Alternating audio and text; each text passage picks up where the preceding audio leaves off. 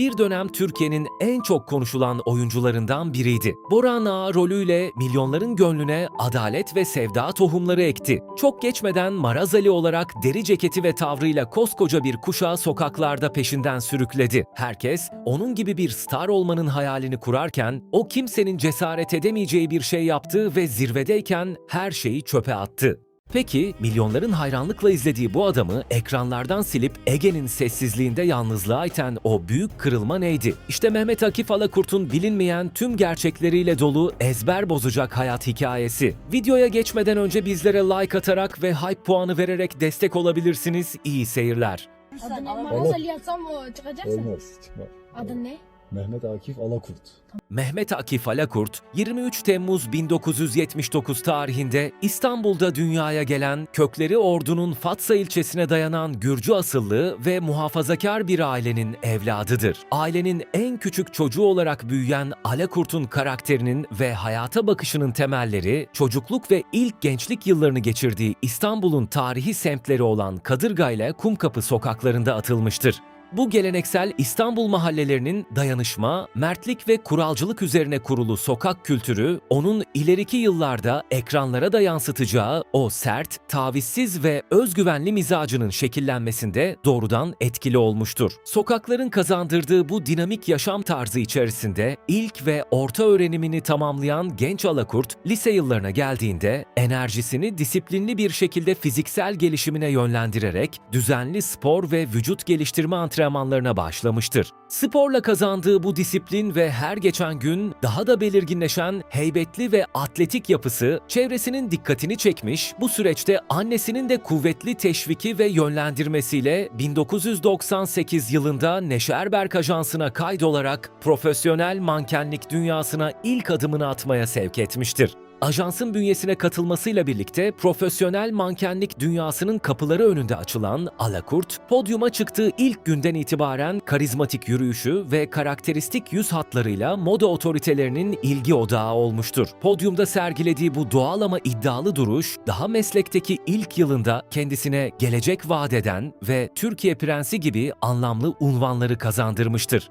Elde ettiği bu unvanların getirdiği prestijle moda sektöründeki yükselişini hızlandıran Alakurt, dünyaca ünlü Fransız giyim markası Lacoste'un Türkiye kataloğu için seçilen ilk Türk erkek model olarak adını sektörel tarihe yazdırmıştır. Profesyonel mankenlikte kazandığı bu ulusal tanınırlığın ardından vatan borcunu yerine getirmek üzere askerlik görevine giden genç model, 2001 yılının Mayıs ayında tezkeresini alır almaz hedefini çok daha büyük bir arenaya, uluslararası yarışmalara çevirmiştir. Askerlik sonrası büyük bir hırs ve disiplinle hazırlanan Alakurt, kariyerinin kaderini değiştirecek olan 2001 yılı Best Model of Turkey yarışmasına katılmış ve rakiplerini geride bırakarak Türkiye'nin en iyi modeli seçilmiştir. Kazandığı bu birincilik unvanı ona doğrudan dünya sahnesinin kapısını aralamış ve hemen ardından düzenlenen Best Model of the World yarışmasında podyuma çıkarak dünya ikincisi olmayı başarmıştır.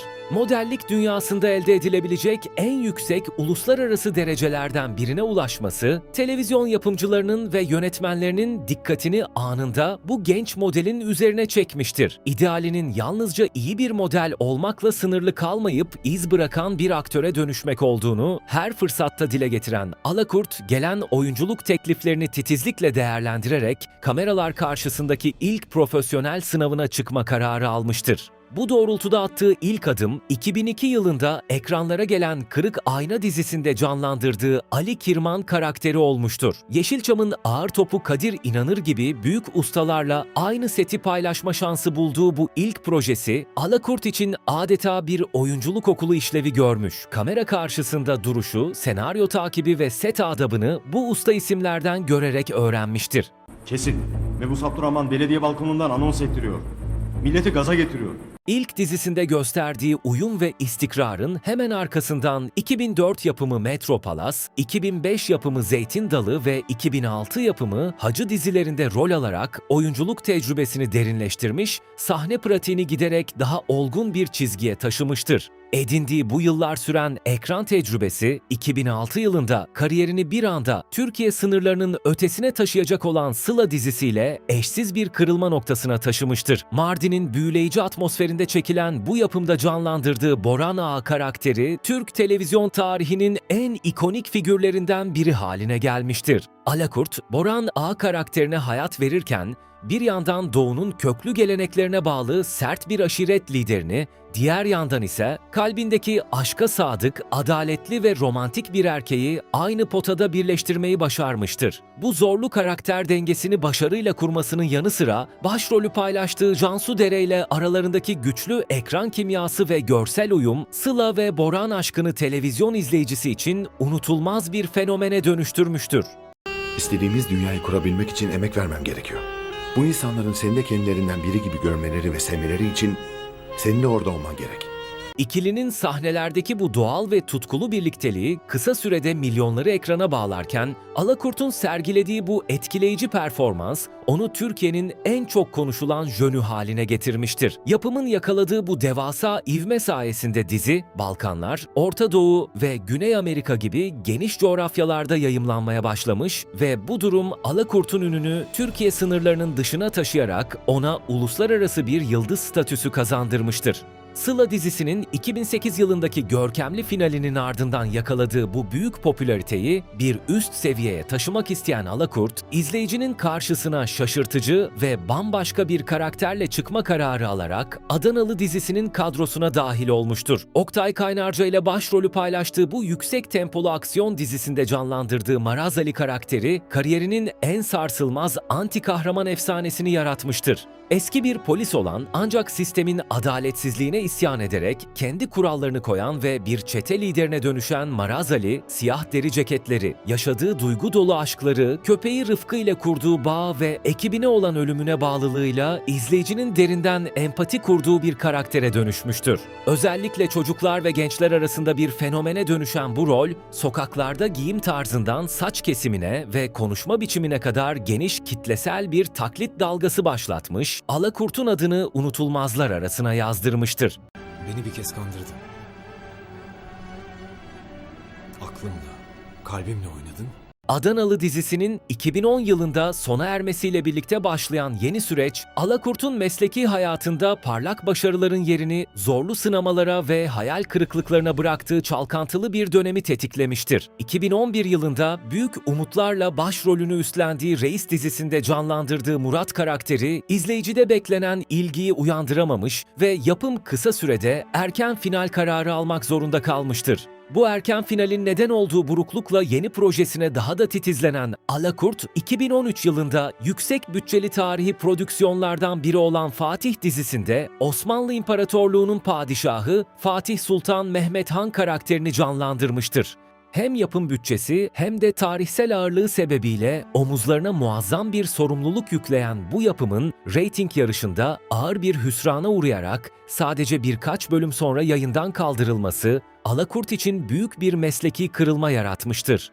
Projenin yayından kaldırılması bir yana, Fatih dizisinin çekimleri boyunca set ortamında yaşanan ağır gerginlikler, Alakurt'un zaman zaman kontrol etmekte zorlandığı öfke patlamaları ve yönetmen ile ekip çalışanlarıyla girdiği sert tartışmaların basına yansıması, medyanın oyuncuya bakış açısını olumsuz yönde değiştirmiştir.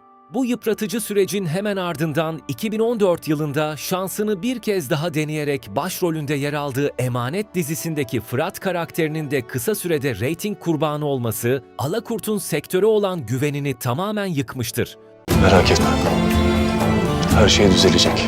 Göreceksin.